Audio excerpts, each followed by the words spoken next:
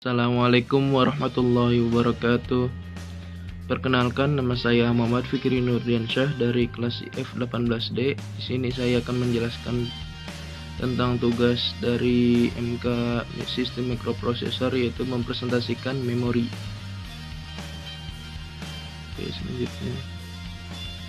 Pengertian memori. Memori atau yang disebut sebagai memori fisik ataupun memori internal adalah media yang menyimpan data atau informasi sementara pada komputer. Memori merupakan komponen yang penting di dalam suatu komputer yang berada di dalam CPU. Memori ini akan menyimpan seperti program dan data yang diproses oleh prosesor. Adapun data atau informasi yang disimpan di dalam memori ini bersifat sementara, karena data hanya akan tersimpan selama komputer menyala atau hidup. Jadi, ketika komputer dimatikan, maka data yang disimpan di memori akan hilang. Oleh karena itu, sebelum Anda mematikan komputer, simpanlah semua data Anda dalam media penyimpanan permanen atau tetap di media penyimpanan berbasis disk seperti hard disk dan floppy disk.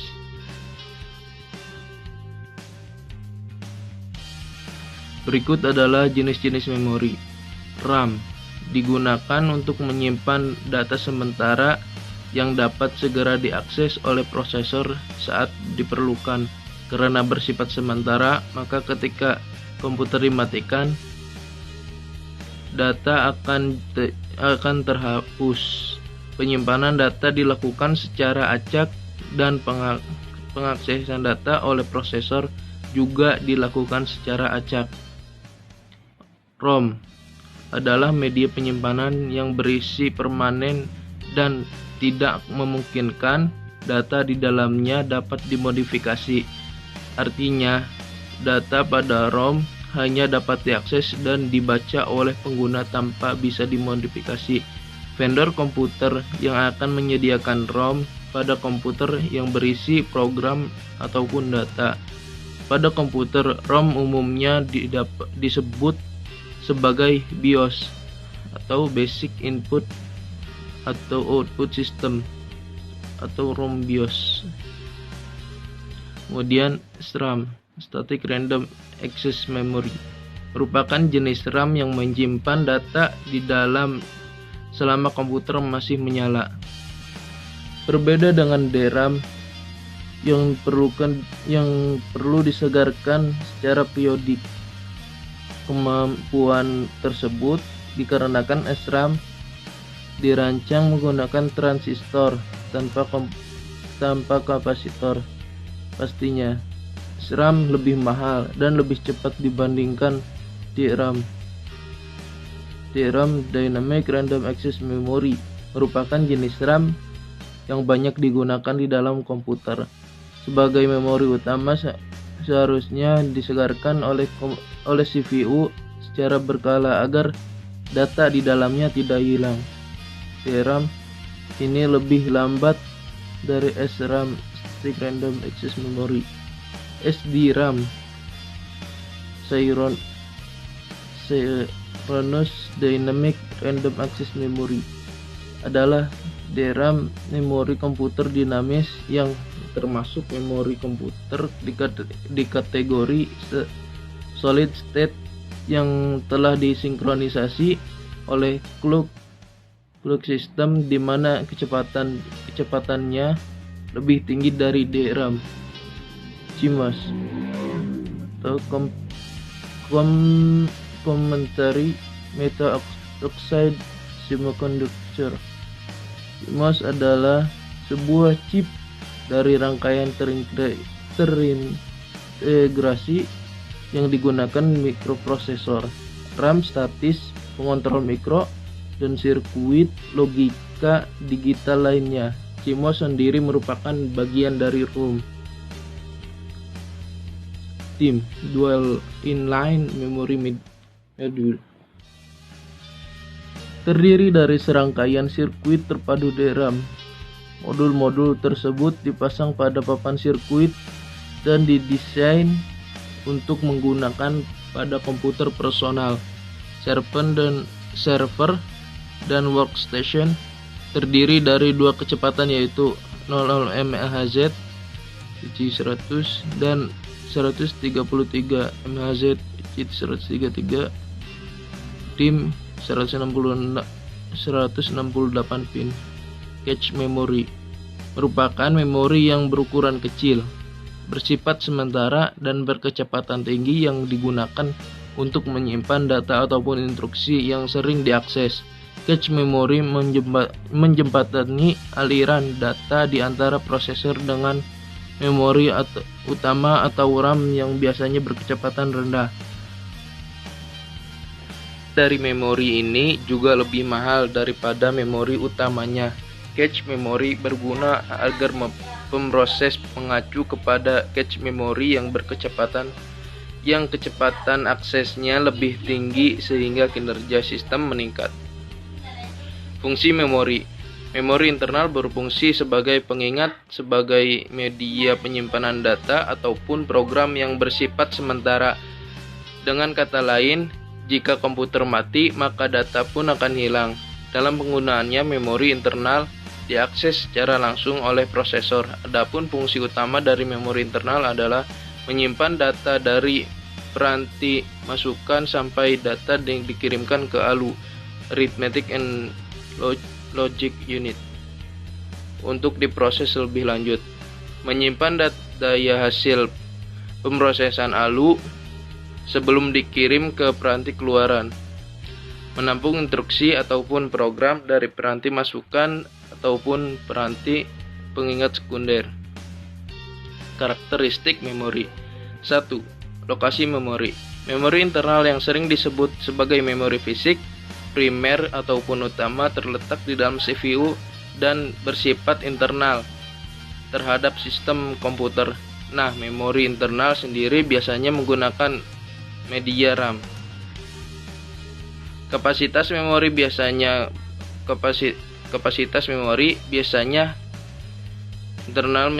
memori internal menyatakan dalam bentuk byte. 1 byte sama dengan 8 bit atau word. Panjang word pada umumnya adalah 8, 16 dan 32 bit. 3. Satuan transfer. Apa itu satuan transfer? Satuan transfer itu sama dengan jumlah saluran data yang masuk dan keluar dari modul memori. Nah, untuk memori internal atau memori utama, satuan transfer adalah jumlah bit yang dibaca atau dituliskan ke dalam memori pada suatu saat. Metode akses memori. Di sini ada 4 ya. Sequential access, memori diorganisasikan menjadi unit-unit data yang disebut sebagai record. Akses pada memori dibuat dalam bentuk urutan linear yang spesifik atau jelas. Untuk memisahkan record yang ada dan membantu proses pencarian, maka digunakan informasi pengalamatan. Mekanisme baca atau tulis, search, write atau write sign digunakan secara bersama-sama dengan menuju lokasi yang digunakan untuk mengeluarkan record. Sangat beragamnya waktu akses record. Contoh dari sequential access adalah akses pada pita magnetik. Direct access juga menggunakan mekanisme baca atau tulis, tetapi setiap record dan blok memiliki alamat yang unik atau khas berdasarkan lokasi fisiknya. Pengaksesan pada memori dilakukan secara langsung terhadap kisaran umum general vicinity untuk mencapai lokasi akhir. Beragamnya waktu aksesnya. Contoh dari direct access adalah akses pada disk.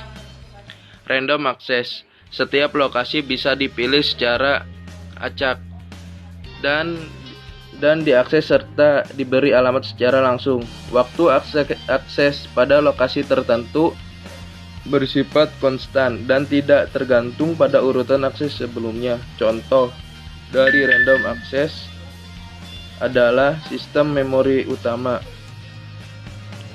Associative access. Setiap port dapat ditemukan berdasarkan isinya dan bukan alamatnya. Setiap lokasi mempunyai mekanisme pengalamatannya sendiri.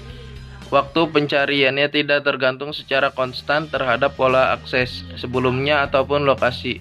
Contoh dari associative access adalah memory cache. Kinerja memori, waktu akses time. Untuk memori internal atau RAM, waktu akses adalah waktu yang diperlukan untuk melakukan operasi baca atau tulis. Waktu siklus cycle time. Waktu siklus adalah penjumlahan dari waktu akses dan waktu transient hingga sinyal menghilang dari saluran sinyal atau untuk menghasilkan kembali data jika data ini dibaca secara destruktif. Laju pemindahan transfer rate. Transfer rate merupakan kecepatan pemindahan data ke unit memori ataupun data yang ditransfer dari unit memori. Pada memori internal RAM, transfer rate sama dengan 1 per waktu siklus. Jenis fisik memori. Adapun jenis fisik memori internal atau RAM adalah memori semi konduktor. Jenis memori ini memakai teknologi LSI atau VLSI, Very Large Scale Integration. Karakteristik memori internal atau RAM termasuk memori volatile yang artinya bersifat sementara. Kenapa bersifat sementara? Karena data akan hilang jika komputer mati atau tidak dialiri listrik.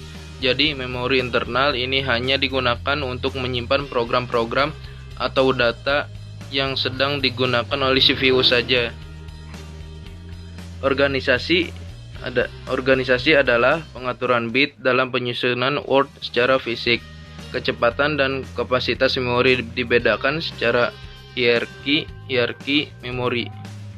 Hierarki ini disusun mulai dari jenis memori yang paling cepat sampai yang paling lambat, disusun dari kapasitas yang kecil sampai yang paling besar, dan disusun dari harga tiap bit memorinya dari yang paling mahal sampai yang paling murah. Sekian dan terima kasih. Terima kasih untuk kesempatannya mendengarkan video ini. Sumber dari Nesaba Media, pengertian memori. Mohon maaf atas kesalahannya, pasti banyak dan kekurangannya. Sekian dari saya. Assalamualaikum warahmatullahi wabarakatuh. 190 kilo, enggak.